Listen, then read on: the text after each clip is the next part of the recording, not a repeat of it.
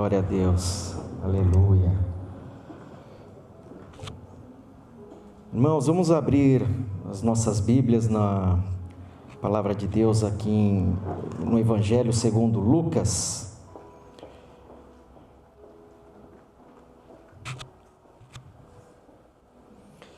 Evangelho segundo Lucas, o capítulo 10, dos versículos 38 ao 42, nós vamos ler. Amém? Vamos partir daí.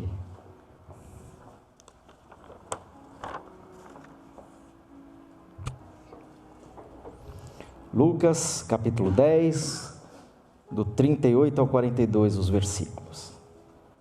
Amém? Amém. Diz assim, eu vou ler aqui na versão, nova versão, na NVI, né? Diz assim a palavra do Senhor: Caminhando Jesus e os seus discípulos chegaram a um povoado, onde certa mulher chamada Marta o recebeu em sua casa. Maria, sua irmã, ficou sentada aos pés do Senhor, ouvindo-lhe a palavra, numa outra tradução, seu ensino. Marta, porém, estava ocupada com muito serviço. Outra tradução diz: agitava-se de um lado para o outro, ocupada em muitos serviços. E aproximando-se dele, perguntou: Senhor, não te importas que minha irmã tenha me deixado sozinha com o serviço? Dize-lhe que me ajude. Respondeu o Senhor: Marta, Marta, você está preocupada e inquieta com muitas coisas. Todavia, apenas uma é necessária. Maria escolheu a boa parte e esta não lhe será tirada. Amém. Glória a Deus, Pai. Em nome de Jesus, Senhor, nos conduza hoje, Pai, na Tua mensagem, Pai. Em nome de Jesus, Senhor, Teu Espírito Santo haja aqui. Que tudo que sair desse altar, meu Deus, seja do Teu trono, na verdade, Pai. Que eu seja apenas o mensageiro, Senhor. Em nome de Jesus, tira, Senhor, todo o impedimento, tudo que nos atrapalha de receber a Tua mensagem como realmente um ensino, a reter. Em nome de Jesus, Pai. Em nome de Jesus, amém. Glória a Deus. Igreja, imaginem receber Jesus em sua casa. Imaginem vocês recebendo o Senhor Jesus, aquele pelo qual foi criada todas as coisas, aquele a que tudo está sujeito, tudo está submetido ao poder dele. E ele vai até a tua casa e você o recebe, recepciona, faz ele entrar. Como que você agiria? Como Marta, que recebeu, recepcionou, ou como Marta, que ficou ali aos pés dele? Porque o texto mostra que Marta o recebeu, o recepcionou, mas tal qual semelhante uma serva, um mordomo, ela o acomodou e logo se virou e foi tomar conta da vida dela, tentar resolver os problemas dela, cuidar dos afazeres, resolver as pendências. Mas Maria não. Maria, em vez desse espírito só de serva, ela incorporou o espírito de filha. E foi ali e entendeu que era um momento único, um momento especial, porque sempre que estamos na presença do Senhor é um momento único, é um momento especial, que nós temos que aproveitá-lo ao máximo. E ela foi ali como uma filha que vai aos pés do Pai e quer receber os conselhos do Pai, quer entender o que aquele Pai que tem mais sabedoria que ela tem a ensinar as coisas sobre a vida, as respostas que ela precisava. E nós, como nós agiríamos? Nós convidaríamos, acomodaríamos o Senhor e logo viraríamos as costas e iríamos tratar dos nossos problemas, ou agiríamos como Marta? Porque ficar aos pés de Jesus é o segredo. Ficar aos pés do Senhor é a chave. Ele é a fonte para todas as respostas. É nele que estão guardadas todas as soluções que a gente precisa. A direção de vida, se a gente deve ir, se a gente deve ficar, se a gente deve falar, se a gente deve calar, se a gente deve agir ou apenas esperar, quais são as estratégias, qual é o tempo, o ciclo de vida que a gente vive, o que o Senhor tem para a gente naquele determinado ciclo.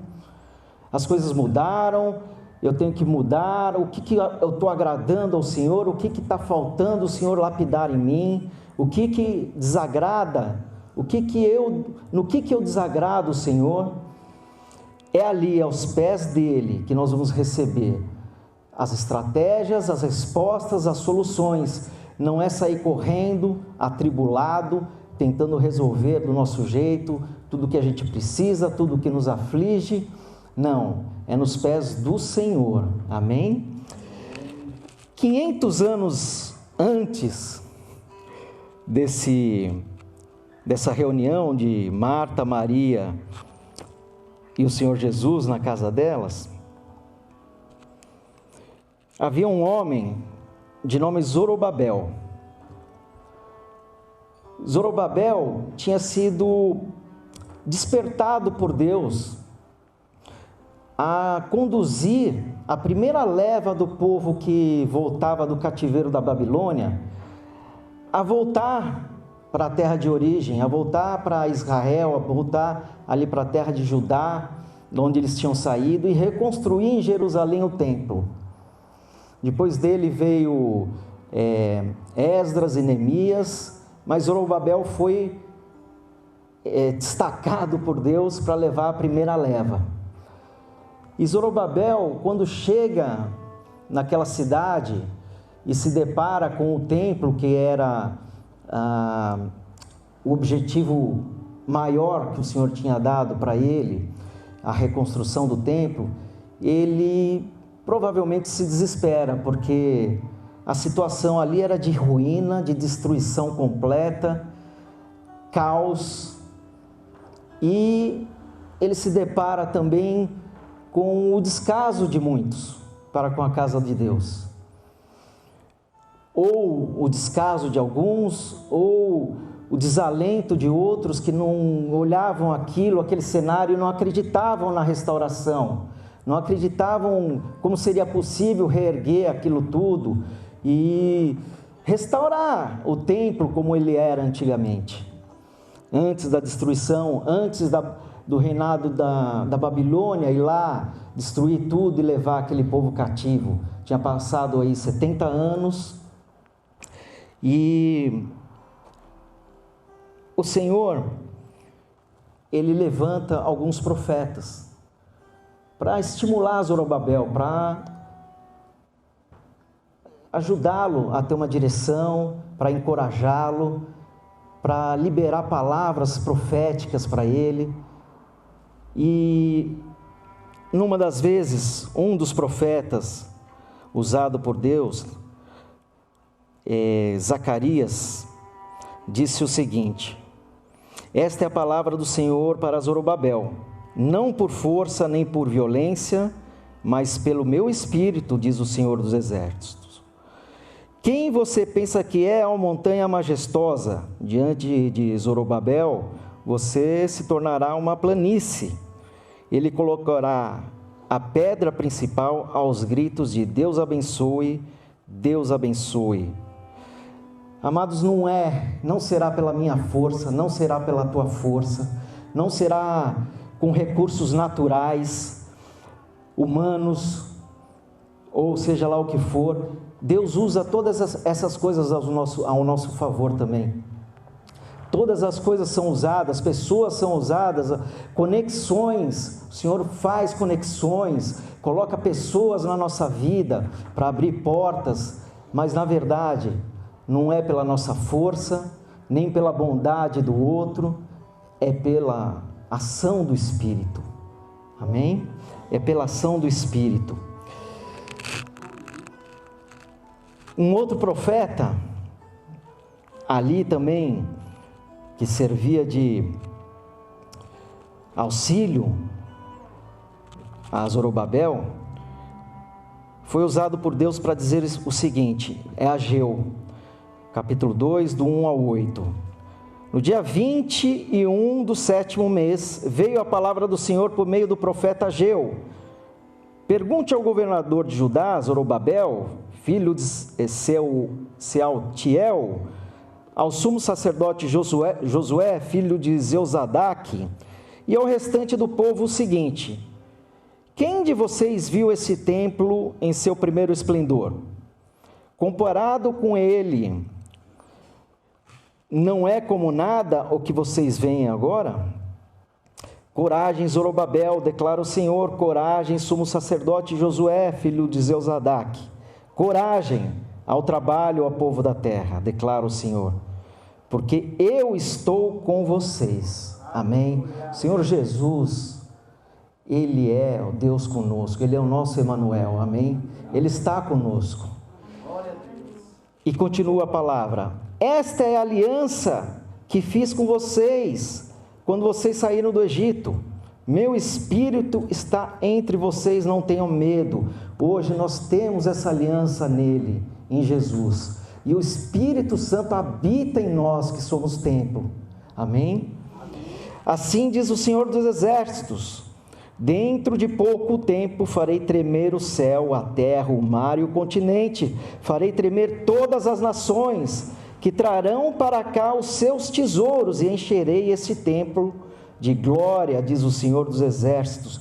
O Senhor prepara tudo, é Ele que vai movimentar aquele que precisa ser movimentado, que precisa ser tocado. O coração do rei é como um rio nas mãos do Senhor, e Ele inclina para o lado que Ele quer, e Ele vai direcionando, amém? Então, assim como essa palavra dizia a Zorobabel, que o Senhor traria os recursos que eles precisavam, porque aquilo lá estava em ruínas, não existia recursos, as pessoas estavam desanimadas e não viam de onde viria o recurso, e o Senhor estava falando que Ele ia movimentar céus e terra, continente, nações e tudo mais a favor de Zorobabel. E assim Ele diz hoje para nós também: fiquem em paz, que Ele é que vai trazer o sobrenatural. Sobrenaturalmente é Ele que vai trazer os recursos que a gente precisa, as soluções que a gente precisa, as pessoas certas que a gente precisa. Em nome de Jesus, receba e tenha essa confiança, leve para casa essa confiança, põe em prática essa confiança, porque a palavra do Senhor, ela diz para a gente que a gente tem que crer nele, crer que Ele existe, mas não só que Ele existe, que Ele também é galardoador. A gente tem que ter essas duas confianças, essas duas crenças, que Ele existe e que Ele é galardoador, que Ele se preocupa conosco, amém?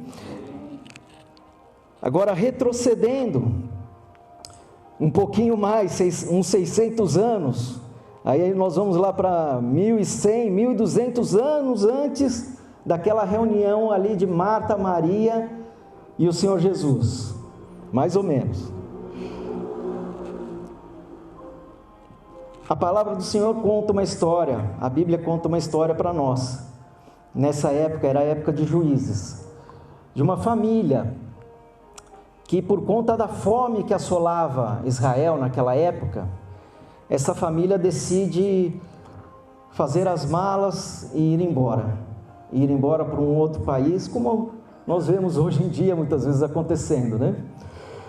As pessoas fugindo na esperança de que em outro lugar elas vão encontrar refúgio, vão encontrar a solução para os problemas dela, e melhor deixar tudo para trás, aqui não tem mais solução, não temos como consertar o que está aqui, então vamos embora. E aquela família saiu de Belém de Judá, em Israel, e foi para Moabe, uma terra estrangeira, um reino diferente, costumes, culturas diferentes, e foram para lá. Marido, esposa, pais de 2 filhos. O marido era Elimeleque, a esposa era Noemi, mães de Malom e Quilion. Algum tempo depois, a história conta que o pai morreu, Elimeleque morreu. Então, Noemi ficou viúva, com os 2 filhos, Malom e Quilion. Malom e Quilion casaram-se com pessoas, com mulheres daquele reino, daquele povo, moabitas. Os 2 casaram, mas a palavra diz também que um pouquinho depois, quase 10 anos depois, na verdade, tanto Malom como Quilion morreram. Então ficaram ali na casa Noemi, viúva de Elimeleque, e ficou ali também Ruth e Orfa, eram as 2 noras de Noemi, que eram casadas com Malom e Quilion. E Noemi, naquele momento, de novo desamparada, se vendo numa situação complicada, que a vida às vezes acaba nos apresentando como um desafio, ela ouve falar que na terra de origem dela, lá em Israel, de onde ela tinha saído, as coisas estavam melhorando, que o Senhor estava abençoando de novo a terra. Então ela decide voltar, retornar para a terra natal dela. E aí, a princípio, as 2 noras elas decidem voltar junto, acompanhá-la, né? Decidem voltar não porque elas nunca tinham ido, mas decidem acompanhar Noemi, nesse retorno de Noemi. Mas Noemi começa a tentar desestimulá-las, dizendo que elas eram muito jovens, em outras palavras, que elas ainda teriam um futuro pela frente, que elas deveriam voltar para a casa dos seus pais, que ali elas teriam amparo, que ali elas conseguiriam novos maridos, e uma delas se convenceu disso realmente, é Orfa.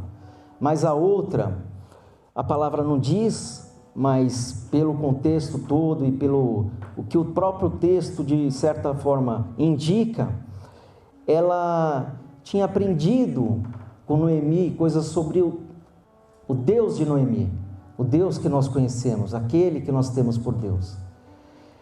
E Noemi e Ruth, irredutível, fala: não, eu volto contigo. Diz assim ali esse texto: elas então começaram a chorar bem alto de novo. Depois Orfa deu um beijo de despedida em sua sogra, mas Ruth ficou com ela. Então Noemi a aconselhou: veja, a sua cocunhada está voltando para o seu povo e para o seu Deus, volte com ela. Ruth, porém, respondeu: não insistas comigo, que te deixe e não mais a acompanhe. Aonde fores irei, onde ficares ficarei, o teu povo será o meu povo e o teu Deus será o meu Deus. Quando Noemi viu que Ruth estava de fato decidida a acompanhá-la, não insistiu mais, prosseguiram, pois as 2 até Belém.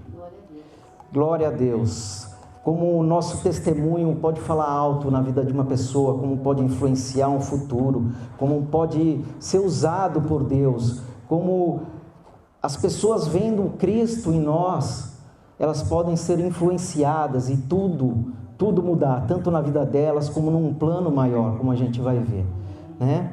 Porque então lá em Belém já, para prover a subsistência delas, elas chegaram lá, Noemi tinha uma terra, mas provavelmente estava abandonada, não tinha nada. Chegaram 2 mulheres viúvas ali para recomeçar a vida. E então Ruth toma a iniciativa de ir ao campo, respigar, né? Existia uma lei em Israel naquele tempo em que os fazendeiros, os coletores, eles tinham que as espigas que caíssem para trás, ou caíssem naturalmente, eles não apanhassem, as que caíssem dos feixes deles e fossem ficando para trás, eram justamente para aqueles vulneráveis, para os pobres, para os estrangeiros, para as viúvas, irem recolhendo. Isso era a subsistência deles. E Ruth, sabendo disso, falou: vou ao campo, vou buscar o nosso ganha-pão, vou buscar a nossa comida. E foi ao campo. Lá chegando, eis que surge um novo personagem na história, Boaz. Boaz era um fazendeiro bem-sucedido. E Boaz começa a perguntar para os seus servos sobre Ruth, quem que era aquela moça, e começa a observar a vida de Ruth. E começa a descobrir a história dela, a lealdade dela para com a sogra. E ele começa a nutrir um sentimento de admiração por ela, de real admiração mesmo, pela pessoa dela.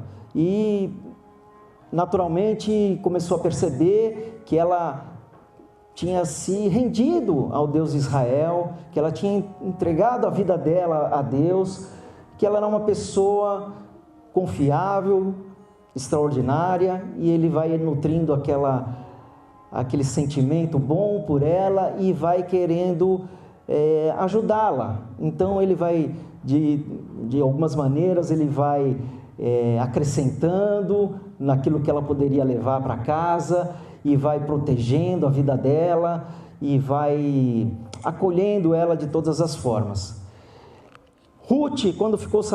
Noemi, quando ficou sabendo que Boaz estava agindo dessa maneira com Ruth, Noemi explicou para Ruth: Boaz é parente do meu falecido marido, Elimeleque.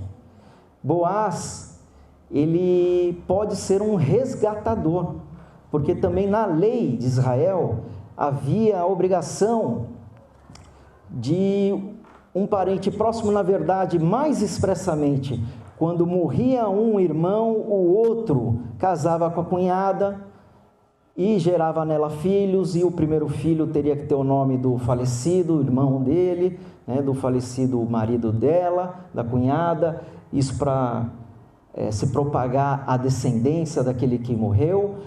Mas, pela história de Noemi, nós vemos então que essa lei, essa regra, ela se estendia também para os parentes mais próximos, porque não fala que Boaz era cunhado nem nada. Então, na falta de cunhado, provavelmente isso se aplicava também por extensão a outros parentes mais próximos. Atinando a isso, Noemi fala para Ruth: olha, aí começa a aconselhar Ruth, explica para Ruth isso, e começa a dar conselhos para Ruth se aproximar ainda mais de Boaz, agora já com uma outra intenção, que era de tentar criar um vínculo matrimonial, eles se casarem. E aí a história diz assim, a Bíblia: certo dia Noemi, sua sogra, lhe disse: minha filha, tenho que procurar um lar seguro para a sua felicidade. Boaz, aquele com cujas servas você esteve, é nosso parente próximo. Esta noite ele estará limpando cevada na eira. Lave-se, perfume-se, vista sua melhor roupa e desça para a eira, mas não deixe que ele perceba, você até que tenha comido e bebido. Quando ele dormir, note bem o lugar em que ele se deitar. Então vá, descubra os pés dele e deite-se, ele lhe dirá o que fazer. Respondeu Ruth: farei tudo o que você está me dizendo. Então ela desceu para a eira e fez tudo o que a sua sogra lhe tinha recomendado. Quando Boaz terminou de comer e beber, ficou alegre, deitou-se e foi deitar-se perto de um monte de grãos. Ruth aproximou-se sem ser notada, descobriu os pés dele e deitou-se aos pés daquele que seria o resgatador. No meio da noite, o homem acordou de repente. Ele se virou e assustou-se ao ver uma mulher deitada aos seus pés. Quem é você? Perguntou ele. Sou sua serva Ruth, disse ela. Completou ela: estenda a sua capa sobre a sua serva, pois o Senhor é resgatador. Boaz lhe respondeu: o Senhor abençoe, minha filha. Este seu gesto de bondade é ainda maior do que o primeiro, pois você poderia ter ido atrás dos mais jovens, ricos ou pobres. Agora, minha filha, não tenha medo. Farei por você tudo o que me pedir. Todos os meus concidadãos sabem que você é mulher virtuosa. É verdade que sou resgatador, mas há um outro que é parente mais próximo do que eu. Passe a noite aqui, de manhã veremos. Se ele quiser resgatá-la, muito bem, que resgate. Se não quiser, juro pelo nome do Senhor que eu a resgatarei. E foi assim. Então Boaz, no dia seguinte, encontra com aquele que tinha um parentesco mais próximo de Elimeleque e apresenta a situação para ele. E aquele sujeito, ele, num primeiro momento, acha interessante, mas depois, por envolver outras questões, ele achou que ia ficar pesado demais e ele recusa. Então Boaz acaba resgatando a Ruth. Junto foi Noemi. Hoje nós sabemos, né, que Marta estava ali aos pés daquele que é o nosso resgatador. E é o resgatador dela também. Amém? Ele pode todas as coisas. Ele é que vai jogar essa capa de proteção sobre as nossas vidas. É dele que vem todo o escape, que vem os nossos recursos. É dele que vem a orientação que a gente precisa para essa vida. É dele que vem todo o consolo, tudo que nós necessitamos. É dele que vem, ele nos resgatou. Amém? Ele tem vida de palavras eterna, né? De vida eterna. E o curioso da história de Noemi e Ruth é que Boaz era filho, na verdade, de Raabe, uma prostituta, também estrangeira, da terra de Jericó, tem toda uma história. E da descendência de Boaz com Ruth, né, a terceira geração foi o rei Davi. O rei Davi foi neto de Boaz. E depois gerações outras, né, se a gente for ver na genealogia de Jesus, ele descendeu dessa linhagem. Amém?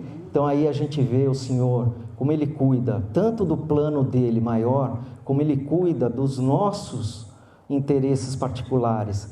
Ele cuida ao mesmo tempo, Ele está agindo por nós, ao mesmo tempo, no plano maior e no plano particular.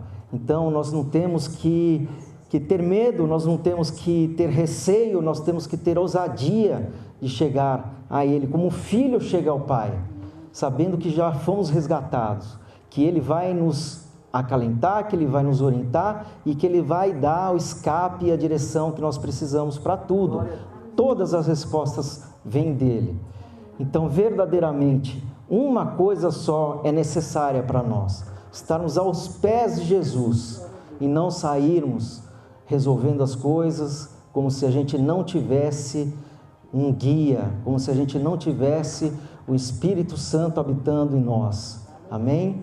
Então que essa palavra sirva de orientação para todos nós, que a gente, a partir de agora, cada vez mais, a gente lembre-se de, antes de qualquer atitude, antes de qualquer desespero, parar para ouvir o Senhor Jesus, nos debruçarmos aos pés dEle, deitarmos aos pés dEle, esperarmos Ele nos acalentar, nos orientar. Eu não sei se vocês já tiveram essa experiência, mas às vezes a gente está passando por uma situação tão difícil, tão complicada, que a gente fala, ninguém vai entender, só se a pessoa já passou, não é verdade? E a gente quer explicar, a gente quer falar com alguém, a gente quer que alguém próximo sinta aquela dor ou aquela necessidade e que divida de alguma forma com a gente, que traga de alguma forma uma visão. Às vezes a gente está olhando, não tem saída. Se você deitar aos pés do Senhor Jesus, se você já teve essa experiência, você já sabe do que eu estou falando, e ficar ali, meditando, orando, buscando, verdadeiramente você vai sentindo calma, você vai ouvindo Ele falar, você vai sentindo a presença dEle. Essa necessidade de mais alguém, não que não seja bom, não que não seja às vezes necessário, o Senhor não ponha pessoas para para nos ajudar na caminhada, mas a gente vai se sentindo tão livre de necessidades externas, porque no final das contas, Ele vai te acalmar, trazendo palavras de vida eterna. Tudo passa, tudo é passageiro. Ele tem palavras de vida eterna. Ele vai ser aquele que vai te acalmar e te dar a direção que você precisa, a resposta que você precisa. Ele vai te encher de convicção, você vai sair aliviado, fortalecido, amém? Glória a Deus. Pai, nós te agradecemos, Senhor, por essa mensagem, nós te agradecemos pela Tua palavra, pela Tua presença, pelo Teu agir, Pai. Nós te agradecemos pelo Senhor Jesus ter nos resgatado, nós agradecemos pelo Teu plano perfeito, pelo Teu plano maior, Pai. Muito obrigado, Senhor. Em Ti nós encontramos descanso, em Ti nós encontramos sabedoria. Em nome de Jesus, Pai, não deixa que percamos isso de vista, Pai. Que isso saia da nossa realidade, do nosso espírito, que isso fique impregnado, Pai, e nunca saia de nós, Pai. Em nome de Jesus, amém. Glória a Deus, amém. Amém. Amém. Aleluia.